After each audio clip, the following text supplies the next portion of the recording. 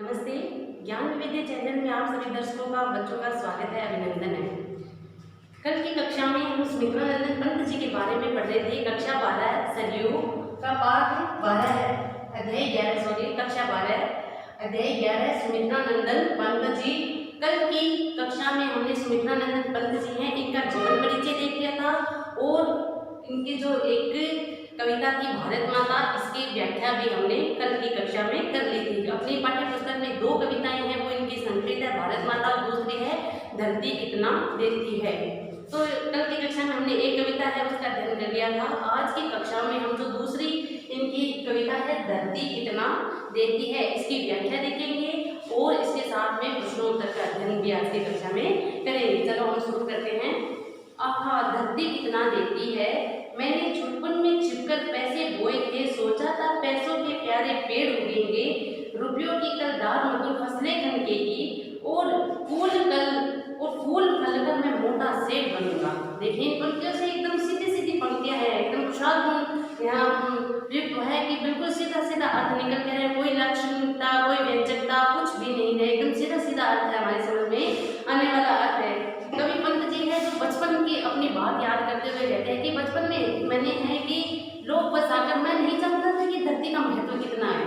मैं उस समय मैं अज्ञान था, इतना अबोध था, बचपन था, मेरा बालक था, तो मैं उस समय नहीं जानता था कि ये धरती हमारे लिए कितना कुछ करती है, हमें कितना कुछ देती है और हमें देकर एक माता के समान हमारा पालन पोषण करने वाली है। तो उसी बचपन की बात को याद करते हुए कवि पंत जी कहते हैं कि अब जब बड़े हो गए हैं तो उस बात को सोच रहे हैं कि वाह ये धरती है हमें कितना कुछ देती है कि मैंने छुटपन में छिपकर पैसे बोए थे। छुटपन से मतलब है बचपन में, कि मैं जब छोटा था अबोध था तो मैंने बचपन में सबसे छिपकर, अनजाने में सबसे छिपकर है कुछ पैसे है वो जमीन में बो दिए थे, जमीन में उन्हें गाड़ दिया था, सोचा था और यह सोचकर कि पैसों की प्यारे पेड़ उगेंगे, क्योंकि पैसों के पेड़ उग जाएंगे और उन पर है वो फसल है वो लहलाने लगेगी। रुपयों की कलदार होते हैं सिक्के, और कहते रुपयों की सिक्केदार फसल है वो लगेगी, मधुर फसलें खनकेगी, और कहते कि उनकी आवाज खनके से मतलब है कि फसल है वो लहराएगी। कि जब मैं ये सोच रहा था बचपन में कि रुपयों की जो कलदार यानी सिक्कों की फसलें है लगेगी और उस फसल को पाकर मैं मोटा सेठ से मतलब हेल्थ से नहीं है, मोटा सेठ से मतलब था कि मैं बहुत धनिक सेठ है वो बन जाऊंगा, धनवान सेठ है वो बन जाऊंगा, फल फूल कर और धनवान सेठ है वो बन जाऊंगा। पर बंजर धरती में एक न अंकुर फूटा, बंध्या मिट्टी में न एक भी पैसा उगला, सपने जाने कहाँ मिटे कब धूल हो गए, मैं हताश बाट जोता रहा दिनों तक, बाल कल्पना के पलक पावड़े बिछाकर, पलक पावड़े बिछाना मुहावरा भी आता है ना, पलक पावड़े बिछाना अर्थात सत्कार करना, स्वागत करना। तो देखते कि बंजर, लेकिन क्योंकि मैं अबोध था, मुझे नहीं पता था कि मैंने सिक्के तो उगा दिए थे जमीन में, लेकिन मैं नहीं जानता था कि सिक्के हैं वो कभी उगते नहीं हैं, मिट्टी में बीज डालने पर ही है वो फसलें निकलती है। तो कहते हैं कि बंजर भूमि से एक भी अंकुर नहीं फूटा, एक भी पैसा है वो फूट कर नहीं निकला, बंध्या मिट्टी ने एक भी पैसा उगला, और फिर बंध्या से मतलब है अनुपजाऊ, और अनुपजाऊ जो मिट्टी थी उसमें से एक भी रुपया है वो वापस निकल कर नहीं आया। मैंने तो सोचा था कि रुपयों के पेड़ लगेंगे और बहुत सारे उस पर सिक्के हैं वो लगेंगे और उन सिक्कों की आवाज़ है वो खनकेगी, पेड़ जब हिलेगा तो उन सिक्कों की आवाज़ खनकेगी, लेकिन ऐसा कुछ नहीं हुआ जैसा मैंने सोचा था, बिल्कुल इसके विपरीत होता है, ऐसा कुछ नहीं हुआ, सपने जाने कहाँ मिले। और मैंने जो मोटा सेठ होने के, धनवान होने के जो सपने देखे थे वो न जाने कब मिट्टी में मिल गए, कब वो धूल हो गए, और न जाने कहाँ मिटे कब धूल हो गए। मैं हताश हो, और कह रहा है कि मैं निराश हो गया, उदास हो गया, हताश हो गया। बाट जोहना मतलब इंतजार करना, प्रतीक्षा करना, वो कह रहे कि मैं फसल उगने की प्रतीक्षा करता ही रहा और बाट जोहता ही रहा, प्रतीक्षा करता ही रहा कि कब वो मेरे पैसे हैं उगेंगे, कब उससे पेड़ है वो बनेगा, कब उसके सिक्कों की खनकदार फसलें हैं वो लगेगी। मैं तो ये सब बाट देखता ही रहा। बाल कल्पना के पलक पावड़े, बाल कल्पना मेरे उसमें अनजान था, बालक था, छोटा था, ये अबोध था, मैं नहीं जानता, मुझे इतना बोध नहीं था कि पैसे हैं वो नहीं उगते हैं, बीज ही मिट्टी में डाले जाने पर उगते हैं। तो कहते मैंने जो बाल कल्पना मैंने की थी और उस बाल कल्पना को ही मैं ध्यान पूर्वक अपने ध्यान में रखते हुए पलक यानी कि बिना पल के झपकाए हुए है वो पल के अपलक पावड़े बिछाते, यानी कि उस फसल उगने का इंतजार करता रहा कब फसल उगलेगी, इसके लिए मैं उसका स्वागत करने के लिए हर समय है वो आतुर बना रहा। मैं अबोध था, मैंने गलत बीज बोए थे। तो कहते कवि कहते हैं, पंत अपने लिए कहते हैं कि मैं अबोध था, मुझे बोध नहीं था, मुझे ज्ञान नहीं था, और इसी के तहत मैंने गलत बीज है वो जमीन में डाले थे। अर्थात पैसे है वो कभी उगाए नहीं जा सकते, पैसों के पेड़ है वो लगाए नहीं जाते, पैसे तो मेहनत करके ही कमाए जाते हैं। तो ममता को रोका था, और कहीं मैं तो जो ममता से मतलब है कि पैसों के प्रति मेरा मोह था, कहते मैंने मोह से वशीभूत होकर, लालच से वशीभूत होकर पेड़ों को उगा दिया था, लेकिन अब मैं बड़ा हो गया हूँ तो जान पाया हूँ कि पैसों का लालच है वो ठीक नहीं होता, मनुष्य को लोभ प्रवृत्ति है वो नहीं अपनानी चाहिए। तो ममता को रोका था, तृष्णा को सींचा था, और मेरी जो तृष्णा की आकांक्षाएं थी, इच्छाएं थी, उससे मैं उन्हें सींच रहा था। मेरी इच्छा थी कि ये सिक्कों की फसलें लगे, उस पे खनकदार है वो सिक्के लगे, और उनके सिक्कों पाकर मैं धनवान से बन जाऊं, धनवान धनिक वर्ग में मेरी गिनती होने लगे। तो कहते हैं कि मैंने अपनी जो अपना लालच था उसे बोया था और अपनी इच्छाओं से उसको सींचा था। अर्धशती हर हाथी निकल गई, अर्धशती हर हाथी निकल गई, तब से कितनी ही मधु पतझड़ बीत गए अनजाने, ग्रीष्म तपे वर्षा फूले सर्दे मुस्काए, शीशी कर हेमंत तपे तरु झरे खिले वन, ओ अब फिर से गाड़ी उदी लालसा लिए, गहरे गजरारे बादल बरसे धरती पर। मैंने कुतूहलवश आंगन के कोने में गीली तह में यूं ही उंगली से सहलाकर और बीज सेम के दबा दिए मिट्टी के नीचे, भूखे अंचल में माणिक बांध किए हों। देखिए बड़ी सुंदर कल्पना है वो कर रहे हैं, यहाँ कवि है वो अपनी बड़ी सुंदर कल्पना करते हैं। अब एक पहले पैराग्राफ में उन्होंने अपनी बचपन की बातें बताई है कि उस समय मैं वो था, अनजान था, पैसों का महत्व नहीं जानता, धरती का महत्व मुझे पता नहीं था, मेरी बाल कल्पना ऐसी थी कि मैं धनवान बनना चाहता था, अपनी सारी इच्छाएं आकांक्षाओं को पूरा करना चाहता था पैसों के द्वारा, लेकिन उस समय मैं अनजान था। अब की बात कहते हैं कि अब मैं जिस अवस्था में हूँ, जो मेरी इसलिए आयु का जो समय चल रहा है, तो अब इसमें अर्धशती मतलब होते हैं आधी शताब्दी या जीवन का आधा समय। अब कह रहे मेरे जीवन का जो आधा समय बीत गया है, अर्धशती चली गई है, तो निकल गई तब से, और कह रहे वो बात होती बचपन की, वो बचपन में रह गई, अब उसको समय हो गया, उन सब बातों को समय हो गया जब मैंने पैसे बोए थे, अब मेरी आधी उम्र है वो चली गई है, कितने ही मधु पतझड़ बीत गए अनजाने, और तब से लेकर आज तक है न जाने कितने ही मधु से है कि बसंत, मधु यहाँ बसंत के लिए आया है, न जाने कितने ही बसंत आ गए, न जाने कितनी ही पतझड़ ऋतु है वो आ गई। मधु आए तो ये प्रकृति है जिसने अपना श्रृंगार किया, और पतझड़ आए तो सारे पत्ते झड़कर है चारों तरफ सूखा ही सूखा हो गया। तो तब से लेकर आज न जाने कितने मधुवन आ गए, और न जाने कितनी पतझड़ी है वो बीत गई, ग्रीष्म तपे, और न जाने कितनी गर्मियां आज तक तप कर चली गई, और वर्षा फूले, न जाने कितनी बार वर्षा होकर है इसे प्रकृति को उसने फल फूलित कर दिया, और सर्दी मुस्काई, सर्दी से मतलब सर्दी, और न जाने कितनी बार शरद ऋतु का जो गुलाबी जाड़ा होता है, हल्का हल्का जो सर्दी होती है, हल्की हल्की जो ठंड होती है, सुहावनी ठंड होती है, वो बीत गई, सर्दी है वो आकर मुस्का कर चली गई, सी कर हेमंत कंपे, और कहते हैं कि हेमंत ऋतु आती है, अत्यधिक ठंड वाली ऋतु, शब्द, और जब मुंह से सी की आवाजें हैं वो निकलती है, तो न जाने कितनी सी कर हेमंत ऋतु है, उसमें कम कपाटे हुए है वो निकल गई, चली गई, तरु झड़े खिले वन, कहते न जाने कितनी पतझड़ों में तरु है वो, उनके पत्ते झड़कर फिर से वो पुष्पित पल्लवित है वो हो गए, पल्लवित पुष्पित है वो हो गए।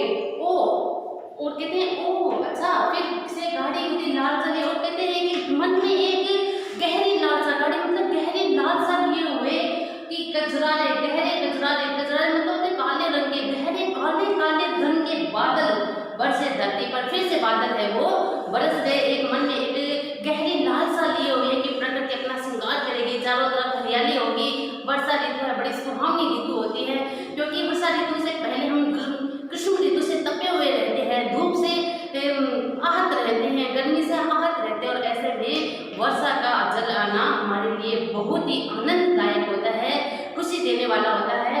तो कहते हैं कि वर्षा है फिर से आई, और बरसे धरती पर गजरारे बादल, मैंने कुतूहल बस आंगन, और कह रहे हैं कि जिज्ञासावश कुतूहलवश मतलब आश्चर्य स्वरूप या जिज्ञासावश मैंने एक बारिश हुई थी और उस समय मैंने कुतूहलवश है वो कुछ मिट्टी को खोद कर कुछ मिट्टी गीली तह में यूं ही उंगली से और मैंने यूं ही बस ऐसे ही मेरा कुछ उद्देश्य नहीं था फसल उगाने का, लेकिन मैंने बस ऐसे ही कुतूहलवश से मेरे हाथ में सेम के बीज थे और मैंने उसे गीली मिट्टी को अंगुली से कुरेद कर उसमें वो सेम के बीज है वो डाल दिए। ऐसे बीज सेम के दबा दिए मिट्टी के नीचे और मिट्टी के नीचे मैंने सेम के बीज थे वो दबा दिए वो के अंचल में, और मैंने इस प्रकार से दबाए जैसे कि मानो मैंने कोई मणि माणिक के बहु कीमती जो हीरे जवाहरात होते हैं हीरे होते हैं तो फिर भू के अंचल में जैसे मणि माणिक मैंने बांध दिए हो उसको बांध कर उसमें डाल दिया। इस तरह से मैंने है वो सेम के बीज है वो मिट्टी में डाल दिए। मैं फिर भूल गई एक छोटी सी घटना को, और कभी पंत जी कहते हैं कि ये बड़ी छोटी सी घटना थी, मैंने तो ऐसे ही चलते फिरते कुतूहलवश है वो सेम के बीज मिट्टी में डाले थे और मैं इस घटना को है वो भूल जाता हूँ, और ये घटना इतनी बड़ी भी नहीं थी कि इसे याद रखा जाए। तो कहते हैं कि मैं भूल गई छोटी सी घटना को, और बात थी क्या कि याद जिसे रखता वो बात इतनी बड़ी नहीं थी कि जिसे याद रखता। किंतु एक दिन जब मैं संध्या को आंगन में टहल रहा था तब सहसा मैंने जो देखा उसे हर्ष विनून हो उठा मैं विस्मय से, और कहते हैं कि लेकिन मैं इस बात को भूल गया। और कुछ समय बाद जब मैं एक दिन ऐसे ही शाम के समय संध्या के समय है आंगन में टहल रहा था तो उस समय मैंने उस कोने में देखा तो और उसे देखकर मेरा मन है वो खुशी से हर्ष से भाव विभोर हो उठता है, विस्मय से आश्चर्य से मेरा मन है वो भर जाता है। अब ऐसा क्या देख लिया था पंत जी ने कि उनका मन है वो हर्ष से भर जाता है, विस्मय से भर जाता है, आश्चर्य से भर जाता है। तो कहते हैं मैंने संध्या आंगन में टहल रहा था तो मैंने सहसा अचानक से देखा उसमें हर्ष विनून हो उठा विस्मय से, देखा आंगन के कोने में कई नवागत छोटा छोटा छाता ताने खड़े हुए हैं। छाता कहूँगी विजय पताका है जीवन की, बड़ी सुंदर कल्पना यहाँ कवि पंत जी है वो करते हैं और बड़ी सुंदर उपमाएं दे रहे हैं। नवागत से मतलब होता है नव यानी नया, आगत मतलब नया आने वाला, नवागत का होता है नया आने वाला होता है। तो कहते हैं मैं फिर भूल गया था इस घटना को, और कहते हैं कि देखा मैंने आंगन के उस कोने में, उसी कोने में मैंने देखा जहाँ मैंने बीज डाले थे, उसी कोने में देखा तो मैं आश्चर्यचकित हो गया नवागतों को देखकर, उन नए आने वालों को देखकर। वो सेम के जो बीज कवि ने डाले थे वो अंकुरित हो गए थे, उनकी कोपलें निकल कर आ गई थी। तो कहते हैं ऐसा लगा कि मानो कि छोटा छोटा छाता ताने कोई खड़ा है, छोटे छोटे छाते ताने, कितनी सुंदर कल्पना है यहाँ कि उनके जो कुछ ही पत्ते निकले हुए थे सेम के बीज के, तो उसे कह रहे हैं कि ऐसे मानो कोई छोटे छोटे है वो व्यक्ति जो छाता तान के खड़े हो, या छाता कहूँ उन्हें मैं छाता कहूँ या फिर ऐसा कहूँ कि वो जीवन रूपी पताकाएं थी। जीवन पताका मतलब होता है ध्वजा झंडे, या फिर मैं उन्हें ये कहूँ कि वो जीवन रूपी ध्वजाएं थी, पताकाएं थी, झंडा थी, कि मैं उन्हें छाता कहूँ। या देखिए अगर नया जीवन शुरू हुआ था है ना, अब कोई भी बीज हम डालते हैं वो अंकुरित होता है फूटता है तो एक नया जीवन शुरू हो जाता है। तो कहते मैं उन्हें छाता कहूँ या जीवन की नई पताकाएं कहूँ, यह मैं सोच नहीं पा रहा हूँ। या फिर उन्हें क्या कहूँ, हथेलियाँ खोले थे नन्ही प्यारी जो भी हो हरे भरे उल्लास भरे। तो या ऐसा कहूँ कि कोई छोटे बच्चे हैं जो अपनी हथेलियाँ खोलकर है वो खड़े हैं, अपने हथेलियों की नन्ही नन्ही हथेलियों को खोलकर है वो खड़े हैं। जो भी हो, तो देखिए कि जो भी हो, चाहे मैं छाता कहूँ, चाहे मैं उन्हें जीवन की पताकाएं कहूँ, चाहे किसी शिशु की नन्ही हथेलियाँ कहूँ, पर जो भी हो अरे बड़े हरे भरे और उल्लास से भरे हुए दिख रहे थे, खिले खिले दिख रहे थे, पंख मार कर उड़ने को उत्सुक लगते थे। या फिर ऐसे कहूँ कि कोई छोटे पक्षी है कि पंख डिम को तोड़कर निकले थे चिड़िया के बच्चों से, डिम यानी होती है अंडा, या ऐसा लग रहा था कि जैसे चिड़िया के बच्चे हैं वो अंडे तोड़कर अभी अभी निकले हो और अपने पंखों को फैलाकर उड़ जाना चाहते हो, इसी आकाश में अनंत में उड़ जाना चाहते हो। ऐसी सुंदर कल्पनाएं हैं वो कवि पंत जी ने इस कविता के माध्यम से की है कि डिम तोड़कर निकले चिड़िया के बच्चों से पंख मारकर उड़ने को उत्सुक लग रहे थे, उड़ने को आतुर हो रहे थे। निर्निमेष क्षण भर में उनको देख रहा। निर्निमेष मतलब होता है बिना पलक झपकाए एकटक देखना, लगातार देखना, तो कहते निर्निमेष। और कह रहा मैं निर्निमेष है उन्हें कुछ देर तक देखता ही रहा, आश्चर्य से कुतूहल से मैं उन्हें देखता ही रहा। सहसा मुझे याद आया, सहसा मुझे स्मरण हो आया, कुछ दिन पहले बीज से उनके रोपे थे मैंने आंगन में। अचानक से उन्हें याद आता कि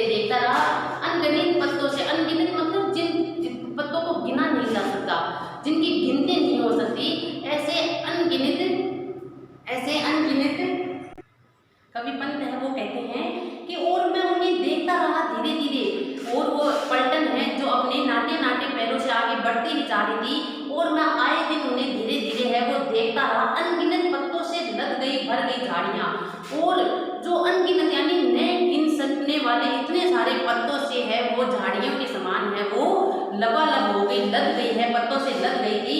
हरे भरे टन गई मखमली चंदोवे, बेले फेर गई बल खा आंगन में लहरा। और कहते कि हरे भरे टन के, और जैसे वो बेले हैं वो बढ़ती गई, सेम के जो बीज उन्होंने बोए थे, सेम की जो फलियों की जो बेल थी, और वो हरी हरी हरे भरे टन के, और उन्हें देखा। देखिए कितनी सुंदर कल्पनाएं करते हैं, फिर से कल्पनाएं कर रहे हैं यहाँ कवि, बड़ी सुंदर उपमान है वो दे रहे हैं, बड़ी सुंदर सुंदर उपमाएं हैं यहाँ दे रहे हैं कि ऐसे हरे भरे टन के मखमली चंदोवे, चंदोवे से मतलब तंबू, या ऐसा लग रहा था उन बेलों में जो अनगिनत पत्ते थे, पत्तों से जो लग गई थी, ऐसे लग रहा था कि मानो आंगन में हरे भरे है वो तंबू टांग दिए गए हों, तंबू है वो लटका दिए गए हों, मखमली मखमल के समान कोमल जो तंबू होते हैं वो टांग दिए गए हो।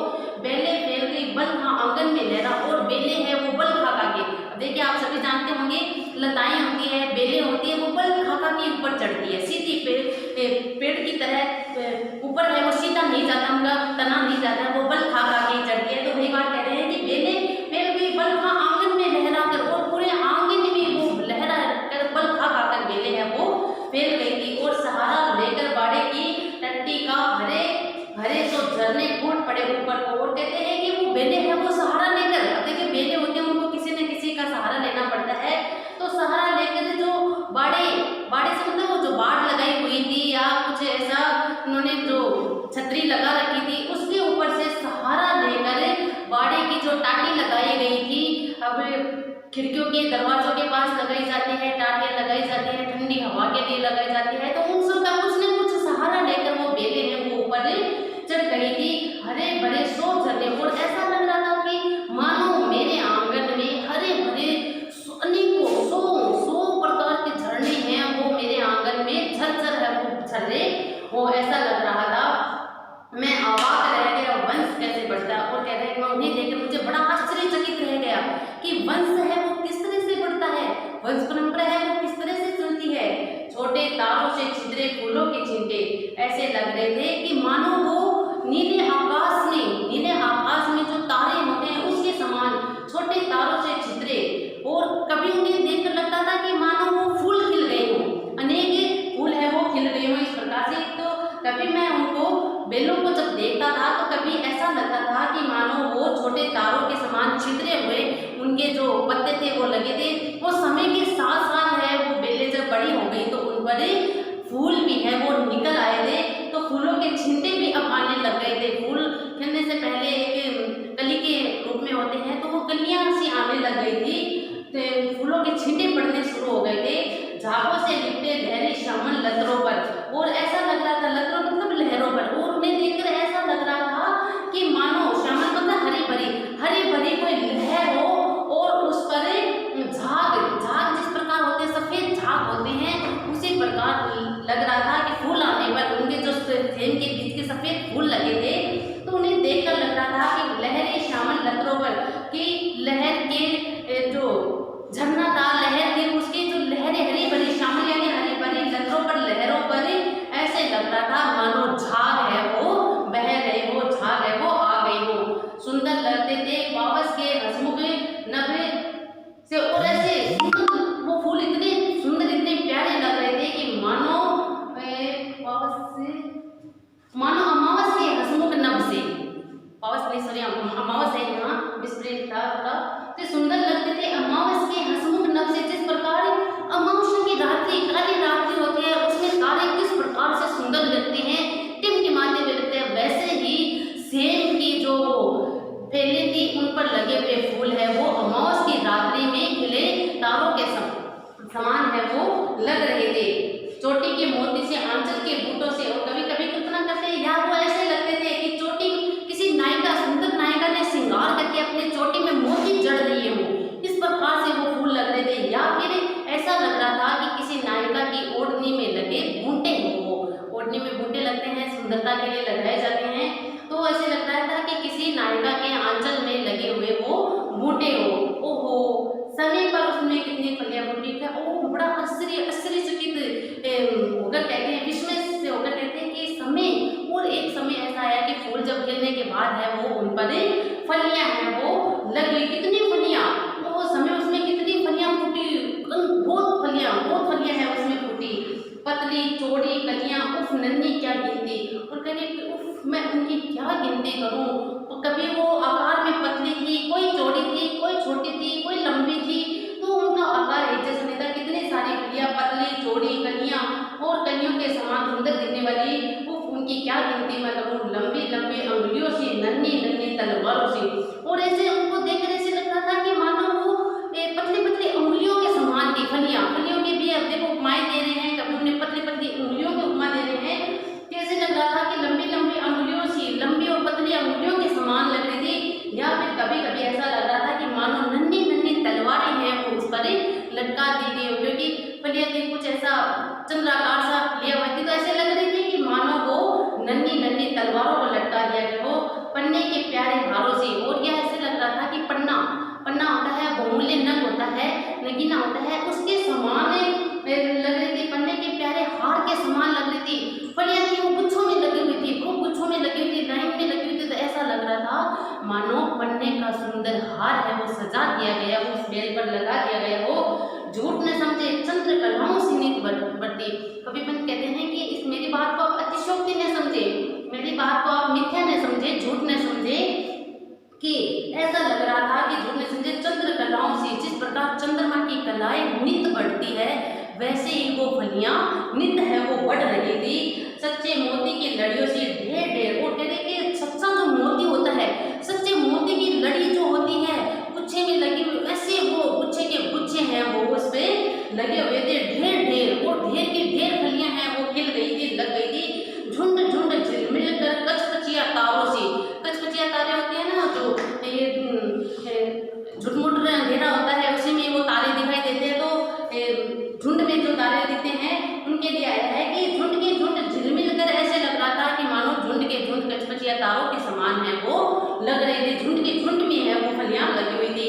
आहा इतनी फलियां टूटी जड़ों बरकाई। और कह रहे कि इतनी सारी फलियां, बड़ा आश्चर्य होता है, बड़ा कुतूहल होता है मुझे कि उस बेलों से इतनी सारी फलियां निकली, इतनी सारी फलियां टूटी, इतनी फलियां तोड़ी कि हमने जड़ों तो सर्दी पूरे सर्दी भर उन फलियों का आनंद खाया, खूब खाया। सुबह शाम में घर घर पकी, और सुबह भी शाम को दोनों समय है वो घर घर, अपने घर की बात देख रहे हैं, आस पड़ोस घर घर सबके घर में वो सुबह शाम पकी थी।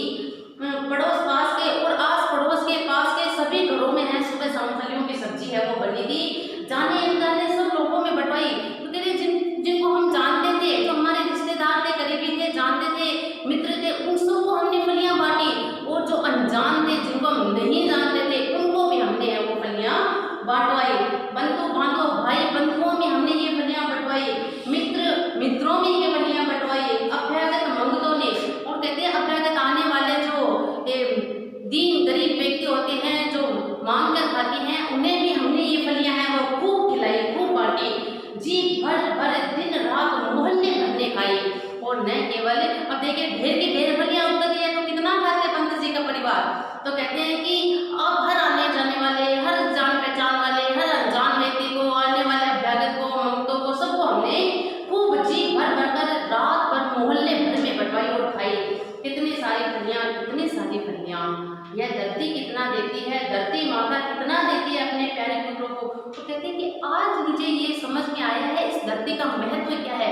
ये धरती तो मातृ स्वरूप है जो अपने पुत्रों को कुछ बीज, जो मैंने सेम के कुछ बीज जो धरती में डाले थे उसके बदले में कितना सारा दिया, कितनी सारी फलियां फूटी, कितने सारे लोगों ने उसका आनंद है, स्वाद है वो चखा। तो ये धरती तो माता के समान है जो अपने संतान को हमेशा देती ही देती है, उसका पालन पोषण करती है। तो ये धरती है, धरती माता है, कितना देती है अपने प्यारे पुत्रों को। इस धरती पर रहने वाले अपने जो इस धरती के वासी हैं उन सबको अपने पुत्रवत मानकर, चाहे न किसी धर्म से संबंधित है न किसी और से, तो बिना धर्म जाति सब इनको मानते हुए ये धरती है वो कितना कुछ है वो अपने प्यारे पुत्रों को देती है। नहीं समझ पाया था मैं उनके महत्व को, कहते जब मैं बचपन में था तो उनके महत्व को नहीं समझ पाया था। बचपन में निज स्वार्थ लोग बस मैंने पैसे भोगकर, और कहते कि मैं जो छोटा था वो था, बचपन में मैंने अपने निज के स्वार्थ के लिए, अपने स्वयं के स्वार्थ के लिए अपने पैसे बो दिए कि उसमें से पैसों की फसलें लगेगी, खूब कनकदार सिक्के की फसलें उगेगी, मैं मोटा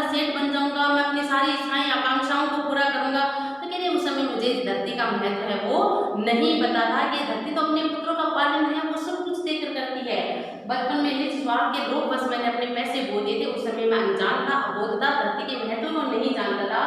रत्न प्रवशनी है वसुधा, अब समझ सका। वसुधा धरती का पर्यायवाची है कि ये धरती तो, ये वसुधा तो रत्न प्रवशनी यानी रत्नों को जन्म देने वाली, प्रवशनी जन्म देने वाली, रत्नों को जन्म देने वाली है, ये मैं अब समझ सका हूँ।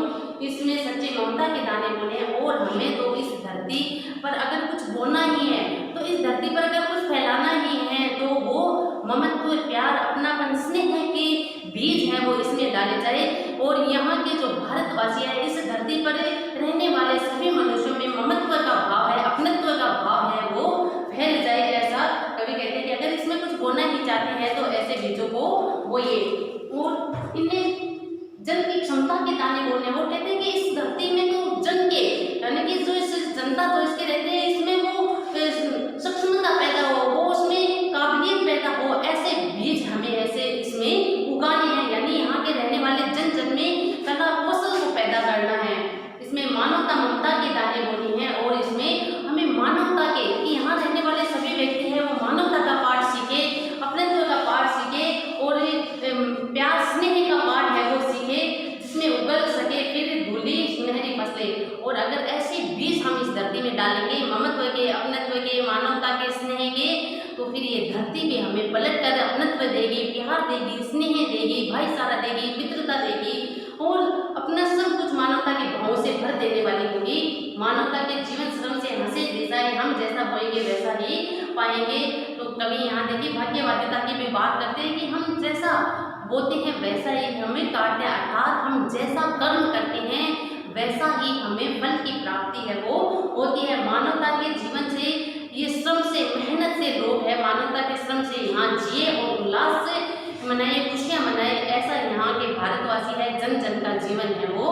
और कवि कहते हैं कि हम जैसा कर्म करते हैं वैसा ही हमें फल मिलता है। भाग्यवादिता पर है विश्वास करके यहाँ अपनी बात है वो कहते हैं। आशा करती हूँ आप सबको ये इसकी व्याख्या है वो बहुत अच्छे से समझ में आई होगी। अब हम इसके प्रश्नोत्तर की बात है वो कर लेते हैं। भारत माता है, देखिए वस्तुनिष्ठ प्रश्नोत्तर है वो देख लेते हैं। भारत माता है, पहला ऑप्शन है ग्रामवासिनी, दूसरा है नगरवासिनी, तीसरा है पातालवासिनी, चौथा है महलवासिनी। तो हम सभी जानते हैं कि भारत माता है न तो नगरों में निवास करती है, न ही वो महलों में निवास करती है, न ही पाताल में निवास करती है। भारत माता है वो कहाँ निवास करती है? ग्रामवासिनी कहा है, गाँव में निवास करती है। कविता लिखते समय भारत माता की संतानों की संख्या वो कितनी बताई गई है? 30 करोड़ संख्या वो बताई गई है। 30 करोड़ अर्धसूचित नग्न अवस्था में। कविता में भारत माँ का आंचल कैसा दिखता है? कविता में भारत माँ का आंचल है वो कैसा? धूल भरा और मैला सा दिखाई देता है। भारत माता को किसकी प्रकाशनी बताया गया है? भारत माता को गीता की ज्ञान की प्रकाशनी, गीता का गूढ़ जो रहस्य है, ज्ञान की प्रकाशनी है वो बताया गया है। धरती कितना देते? कवि ने बचपन में क्या बोलते? धरती कितना देते? इस कविता में कवि ने बचपन में जब अबोध थे, छोटे थे, तो क्या बोलते? कुछ पैसे, कुछ सिक्के हैं वो जमीन में उगा दिए थे और अपनी लोग वैसे अपने लालच वश उन्होंने सिक्के हैं वो उगाए थे। ऊपर बढ़ती बेलों की तुलना लेखक ने किससे की है? ऊपर बढ़ती हुई जो बेल थी वो बता रहे हैं कि ऐसी लग रही थी कि मानो कि अनगिनत पत्तों से लद भर गई झाड़ियां, और ऐसे लग रही थी कि मानो वो ये नन्हे नन्हे जो पलटन थी वो अपने नाटे नाटे पैरों को बढ़ाकर है वो आगे बढ़ रही हो, अपनी नन्हे पलटन के समान उन्हें बताया गया है। अगला है वो कि नए उगे सेम के पौधे कवि को कैसे लगे? नए उगे सेम के पौधे हैं वो कवि को कभी लगे कि जैसे ऐसे लगा कि मानो कोई छत्ता तान कर खड़े हो, कभी उन्हें लगा कि मानो कोई नन्हा सा शिशु है वो अपनी हथेलियां खोल के लगे हो, कभी उन्हें लगा हो कि मानो जीवन की नई पताकाएं हैं वो फैला रही हो। इस प्रकार से उन्हें लगता है। पैसे बोकर कवि ने क्या कल्पना की? पैसे बोकर कवि ने कल्पना की कि जब इसके पैसों के पेड़ लगेंगे तो उस पर खनकदार कलदार है वो सिक्कों की फसलें है वो लहराएगी, फसलें हैं उनकी खनखनाहट सुनाई देगी, और उन फसलों को पाकर मैं एक धनी सेठ है वो बन जाऊंगा, मोटा सेठ बन जाऊंगा, धनी वर्ग में मेरी गिनती है वो होने लग जाएगी और मैं अपनी सारी आकांक्षाओं को पूरा करूंगा। ग्रामवासिनी भारत माता किस हालत में दिखाई देती है? ग्रामवासिनी भारत माता है वो अत्यंत ही दयनीय दशा में दिखाई देती है, अत्यंत ही शोषण से पीड़ित, शोषण से आघातित हुई है वो दिखाई देती है। उसकी आंखें आंसू में झुकी रहती है, उसमें आंसू है वो बहते रहते हैं, न उसके उसके तन ढकने को वस्त्र है, न उसको भरपेट भोजन मिलता है, तो बड़ी ही निराश अवस्था में, हताश अवस्था में दिखाई देती है। भारत माँ का संयम किस प्रकार से सफल रहा कि भारत माँ का संयम और सफल रहा। वो संयम जब उसने रखा, धीरे धीरज बना के रखा, तभी है वो इस भारत की धरती से जो आए हुए थे विदेशी थे उनको भगाने में सफल है, उनको यहाँ से निकालने में है वो सफल हुए। और आज अहिंसा का पाठ पढ़ाने वाला अपना भारत देश है, जो संपूर्ण संसार में अहिंसा का अमृतमय दूध है वो पिला रहे हैं। कवि ने सेम की फलियां किस किस को बांटी? कवि ने सेम की फलियां आस पड़ोस में, रिश्तेदारों में, मित्रों में, भाई बंधुओं में, जान पहचान वालों में, अनजान व्यक्तियों में, जो ये गरीब निर्धन परिवार है इनमें, आने वाले जो अतिथि होते हैं, मंगते होते हैं, उन सब में, मोहल्ले भर में है, अभ्यागत मंगतों में, सब में है वो बांटी थी। कभी लोग बस क्या नहीं समझ पाया था, कभी बचपन में लोग बस है वो धरती का महत्व है नहीं समझ पाया था, तो बड़े होकर धरती का महत्व समझते हैं। उस समय नहीं जानते थे कि धरती तो अपने सभी जन का, यहाँ पर निवास करने वाले सभी लोगों का है, वह पुत्रवत पालन है वो करती है। इसमें एक बीज डाला जाता है तो वो अनगिनत पलट कर वापिस देती है, अनगिनत फसलें के रूप में हमें वापस दे देती है। तो उस समय नहीं समझ पाए थे, जब सेम के बीज बोए उनमें लगे फलियों को देखकर उन्हें लगा कि धरती हमें कितना कुछ देती है। भारत माँ की स्थिति कविता में कैसी है तो बताइए अभी कि भारत माँ की स्थिति है वो कविता में बड़ी ही दयनीय है। उसकी आंखें हमेशा से नतमस्तक रहती है और वो पेड़ के नीचे उसको निवासनी है, वो बताया गया है। भारत की धरती है स्वर्ण करने वाली है, लेकिन फिर भी यहाँ के लोग है वो दूसरों के पैरों में लुढ़के हुए थे, दूसरों के दमन चक्र में पिसने वाले थे, उनके पैरों के तले कुचले जाने वाले थे। तो भारत माँ की ऐसी जैसा मैला धूल भरा उसका आंचल दिखाई देता है, हरी भरी यहाँ फसलें लहराती है, लेकिन वो हरा भरा उसका जो आंचल है वो धूल से सना हुआ मैला सा दिखाई देता है। उसके आंखों में हर समय गंगा यमुना रूपी अश्रु धारा है वो बहती रहती है और बड़ी ही दीनता के भाव से होकर अपलक है वो देखती रहती है, अपने सिर को झुकाकर देखती रहती है। और युग युग में इस पर जो आघात होते रहे हैं, दुखों को, कष्टों को ये झेलती हुई आई है। यहाँ की संतान है वो कभी आदि भूखी रही है, कभी उनको तन ढकने के लिए वस्त्र नहीं मिले, कभी उन्हें मूढ़, असभ्य, अशिक्षित है वो कहकर बुलाया गया। तो इस प्रकार से भारत की माता की दशा है वो अत्यंत दयनीय दिखाई गई है कविता के माध्यम से। पैसे सेम की बिजाई के माध्यम से कविता में क्या संदेश देना था? कवि कहता है कि पैसे उगाना मेरे निजी स्वार्थ से संबंधित था, लेकिन सेम के बीज जब उगाए गए उनसे तो फलियां फूटी तो मुझे पता चला कि धरती है उसका महत्व क्या है। अर्थात हम जैसा कर्म करते हैं वैसा ही हमें फल मिलता है। यहाँ कवि है वो भाग्यवादिता की ओर जाते हैं, भाग्य की ओर उनका ध्यान होता है और कहते हैं जैसा हम कर्म करते हैं वैसा ही हमें फल मिलता है। इसलिए इस बात को ध्यान में रखते हुए हमें हमेशा ऐसे कर्म करने चाहिए जो हमारे आगे आने वाले जीवन में उसका अच्छा फल है वो हमें मिल सके। पंत जी के रचनाक्रम पर प्रकाश डालिए। पंत जी के रचनाक्रम है वो मैंने कल की कक्षा में बताया था। कवि पंत ने है बहुत सारी रचनाएं हैं वो लिखी है। उनकी रचनाओं को हमने 4 चरणों में विभक्त किया था। पहली जो थी वो कविता भाव और सौंदर्य की कविताएं थी, जो गुंजन काल की रचनाओं को जीवन के सत्य पर उन्होंने पंत का अटल विश्वास रहा है और इसमें भाव और सौंदर्य चेतना है वो दिखाई देती है। और इसमें उच्छ्वास 1920 से लेकर अपने गुंजन है 1932 तक की रचनाओं को शामिल किया है। दूसरा चरण है जिसमें कवि ने नवीन जीवन तथा युग परिवर्तन की धारणा को सामाजिक रूप देने का प्रयास है वो किया है। कविताओं में प्रगतिवाद और मार्क्सवाद का प्रभाव भी दूसरे चरण की कविताओं में देखने को मिलता है और इसमें युगांत से लेकर ग्राम्य तक की रचनाओं को शामिल किया गया है। तीसरा चरण इसमें भावगमन है जो अभी अधिक देर तक है कार्ल मार्क्स के बंधनों में बंधकर नहीं रहने वाला था, फिर से अपनी मूल धारा से जुड़कर स्वतंत्रतावादी कविताएं हैं इनकी रचना करते हैं, जिसमें स्वर्ण गोली, युगपथ, अंतिमा, उत्तरा ये सब कविताएं हैं। इनको स्वर्ण किरण इनको शामिल किया गया। चौथा चरण था जो कला और थोड़ा चांद से लेकर लोकायतन तक है वो माना जाता है और इसमें मानवतावाद की इनकी चेतना है वो मानवतावाद की ओर प्रवृत्त होती है। और यहाँ कवि व्यक्ति और समाज के माध्यम से सामंजस्य बिठाने का प्रयास है वो करते हैं और चिदम्बरा इनकी कविताओं का संकलन है। तो इस प्रकार इनका रचना कर्म है वो देखते हैं और इनका जो जीवन परिचय वो कल की कक्षा में हमने देख लिया था। तो आप कल का वीडियो है वो भी देख कर इनकी रचना कर्म है इनका जीवन परिचय उसे जान सकते हैं। आशा करती हूँ, उम्मीद करती हूँ आपको लेसन है वो बहुत अच्छे से समझ में आया होगा। अगर कुछ नहीं आता है तो आप कमेंट करके भी पूछिए। बच्चों आपके कमेंट है वो नहीं आ रहे तो आप कमेंट करके पूछ सकते हैं और ज़्यादा से ज़्यादा वीडियो को देखिए। आपको बहुत कम समय बचा है आपके एग्जाम को होने में, तो आप जो इस 32 नंबर का जो वेटेज है उसे आप पूरा का पूरा प्राप्त कर सकते हैं। बस ज़रा सी मेहनत आपको करनी है। आपको समय भी बहुत मिल गया, अब तो समय की भी ये दिक्कत नहीं है कि हमें समय नहीं, वैसे भी छुट्टियाँ बहुत थी हिंदी साहित्य के पेपर में तो, और अब लॉकडाउन की वजह से बहुत सारा समय है वो मिला है। तो उम्मीद करती हूँ आप बहुत अच्छे अंक लेकर है वो पास होंगे, और सभी को मैं बहुत बहुत धन्यवाद देती हूँ। अगले लेसन के साथ है वो हम कल की कक्षा में फिर मिलते हैं, तब तक के लिए नमस्ते, धन्यवाद, शुभ दिन।